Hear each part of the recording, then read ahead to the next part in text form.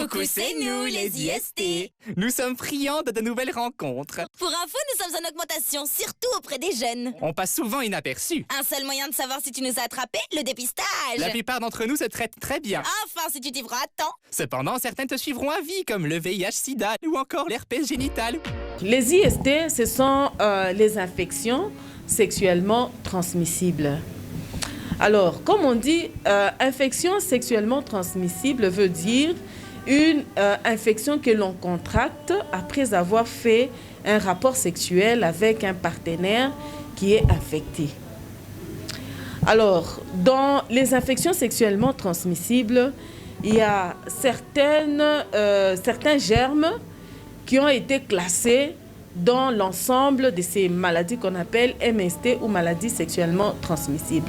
Ce ne sont pas toutes les infections, qu'elles soient génitales ou urinaires, qui sont classées dans les infections sexuellement transmissibles. Parce que souvent, quand on reçoit les malades ou les mamans en consultation, dès qu'elle a une infection, tout de suite, elle te dit « Docteur, est-ce que ce n'est pas mon mari qui m'a contaminé? Est-ce que comme vous me soignez, est-ce que ça ne serait pas bien de soigner aussi mon mari ?»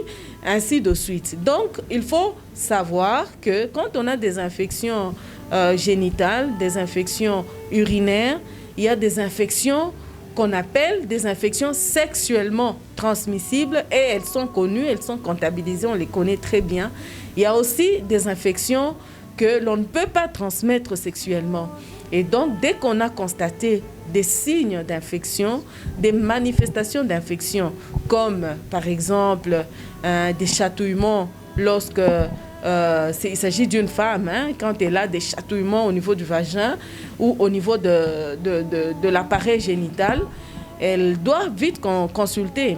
Ou alors, lorsqu'elle a des pertes anormales, ou si c'est un monsieur, si vous constatez qu'à un moment, vous commencez à pisser du sang, ou que vous avez des douleurs quand vous urinez, ce sont des éléments qui peuvent vous pousser à dire que vous avez une infection.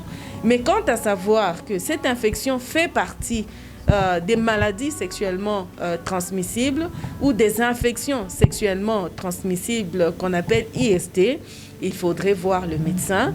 Et c'est le médecin, lui, après avoir fait un examen dans les urines, dans les pertes que vous aurez à évacuer, et donc, quand il va faire là, c'est en ces moments-là qu'il va vous dire que, voilà, ça c'est une infection sexuellement transmissible et ça c'est pas une infection sexuellement transmissible. Et même quand il découvre que c'est une infection sexuellement transmissible, il va maintenant vous traiter. Et quand il vous traite, il va aussi appeler votre partenaire pour le soigner aussi, pour d'abord faire les examens chez lui aussi et finalement instaurer le traitement chez vous deux.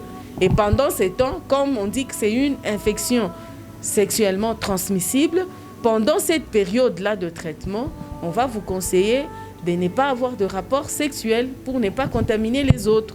Et donc, s'il arrivait, pour une raison ou une autre, que vous êtes appelé à faire des rapports, il faudrait que ces rapports soient protégés pour protéger le partenaire.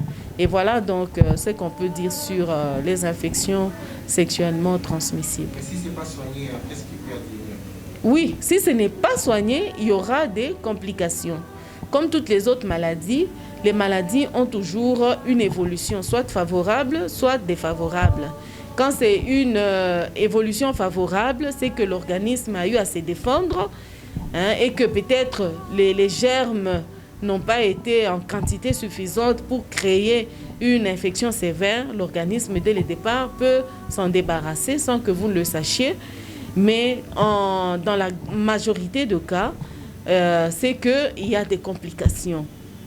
Si c'est une femme, l'infection qui a commencé au niveau de la vulve, qui est allée jusqu'au niveau du vagin, va aller au niveau de l'utérus, donc la matrice, va aller au niveau des trompes, va aller au niveau de la cavité dans le ventre, et cela peut créer des problèmes très débilitants dans le sens de compromettre la maternité, dans le sens d'avoir une infection très carabinée qui peut entraîner même la mort.